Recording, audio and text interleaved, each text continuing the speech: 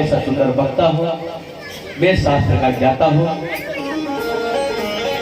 विरक्तो वैष्णवो विप्रो वेद साधु शुद्धकृत दृष्टांत कुशलो धीरो वक्ता कार्योत निष्प्रिय, जो निष्प्रिय हो, लोभी ना हो, भगवान की कथा भगवान के लिए करे,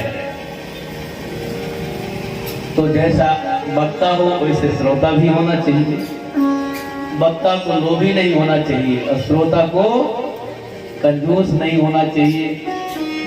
राम भक्त जग चार प्रकारा श्रुति चारों अनग उदारा। भगवान के भक्त चार प्रकार के होते हैं और चारों ही अनग माने निष्पाप होते हैं और उदार होते हैं, चारों ही पुण्यात्मा होते हैं। तो भगवान की कथा सुनने वाले और कहने वाला लोभी न हो, सुनने वाला कंजूस न हो, विरक्त हो, संग्रही न हो और ब्राह्मण हो, वैष्णव हो, इस प्रकार से वक्ता शोध है। कथा श्रवण करने वाला 7 दिन तक उपवास करे। इसमें भागवत में लिखा है घी पी करके रहे तो बहुत अच्छा है, लेकिन घी पी करके रहने लायक अब शरीर नहीं है। दुग्ध का पान करके रहे तो अच्छी बात है, दुग्ध का पान करके भी नहीं रह सकता तो एक टाइम फलाहार कर ले, एक टाइम अन्न पा ले। ऐसा भी रह सकता है जब रात्रि को कथा का विश्राम हो जाए तो रात्रि को भोजन कर ले, दोपहर को फलाहार पा करके कथा में बैठे और फलाहार थोड़ा सा फलाहार लेकर के पारायण भी सुने भागवत का। नींद कम आती है और शरीर भी शुद्ध रहता है। इस प्रकार से ऐसा भी विधान है। लेकिन यदि फलाहार नुकसान करता हो तो भागवत में यह भी लिखा है भोजनम तु ब्रह्मण्य कथा श्रवण कार्यक्रम नोपवासो ब्रह्म प्रोक्तः कथा विघ्न करो। यदि कथा में विघ्न उपस्थित हो रहा है उपवास के कारण, तो हम लोगों को भोजन करके ही कथा सुनना चाहिए। विघ्न न हो जैसे कथा में वैसा काम कर लेना चाहिए। शरीर नहीं है फलहार के योग्य, फलहार अनुकूल नहीं पड़ता तो आहार पा करके ही कथा श्रवण करो। लेकिन इतना मत पाओ कि सोते ही रह जाओ। कथा जितनी समय तक हो आप सोते ही रह जाओ, कथा न श्रवण कर पाओ, तो ऐसा भी विधान है। इस प्रकार से कथा का विधान है।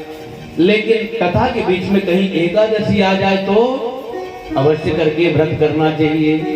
जो एकादशी को अन्न पाता है मानो संसार का सारा पाप कर लिया। एकादशी तिथि में जो अन्न पाता है उसने संसार के सभी पापों को कर बैठे। एकादशी के तिथि में अन्न में ही सारे पाप निवास करते हैं। लेकिन इसलिए एकादशी व्रत सबको रहना चाहिए। आप कहो कि हम वैष्णव नहीं, हम दीक्षा नहीं लिए हैं तो हम एकादशी व्रत क्यों रहें? वैसा नहीं। भगवान के तो सबको ही हो कि नहीं? कौन ऐसा है जो भगवान का नहीं है? हाथ उठाओ जो भगवान का नहीं है। तुम भगवान के नहीं हो? हाथ उठा रहे हो? हाथ उठा नहीं, भगवान के नहीं है। जो भगवान का नहीं है वो हाथ उठावे। भगवान का सारा संसार है। जब भगवान का सारा संसार है तो सारा संसार वैष्णव है। तो वैष्णव को एकादशी रहना चाहिए। इसका मतलब सबको एकादशी रहना चाहिए, चाहे दीक्षा लिए हो चाहे न लिए हो। भगवान का तो समय है, इसलिए सबको व्रत रहना चाहिए।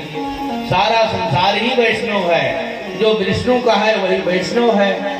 इसलिए कोई भी ऐसा नहीं है जो वैष्णव ना हो। अब ये बात है, कोई अपने को स्वीकार कर लेता है कि मैं भगवान का हूँ, कोई नहीं स्वीकार करता कि हम भगवान के नहीं हैं। देखो हाथ उठा ही रहे हैं कि हम वैष्णव नहीं हैं। तो कितने लोग ऐसे हैं जो अस्वीकार कर रहे हैं कि हम भगवान के नहीं हैं, ऐसा स्वीकार कर रहे हैं। तो भैया हम सब कोई भगवान के हैं, इसलिए एकादशी व्रत सबको रहना चाहिए। यह भागवत इस प्रकार से सनत कुमार दुर्गा महोत्सव कथा महात्मा का गायन करते जा रहे थे उपलक्ष्य और भक्ति ध्यान फ्रेंड्स सब जो है स्पष्ट रूप प्रकट करके नृत्य करने लगे हैं। श्री नारद जी महाराज अपनी वीणा में तान छेड़ते हैं। प्रहलाद यह जी महाराज श्रीमद् भागवत कथा ताली बजाते हैं, श्री उद्धव जी महाराज कांसा झांझ 15 बजाते हैं अक्टूबर से प्रारंभ होकर 23 श्री अक्टूबर तक के लिए नारद जी आयोजित महाराज जा रही वीणा है में फ्रेंड्स। काम देते हैं, श्री अर्जुन जी महाराज राग अलापते हैं, इंद्र अपना मृदंग बजाते हैं और श्री जो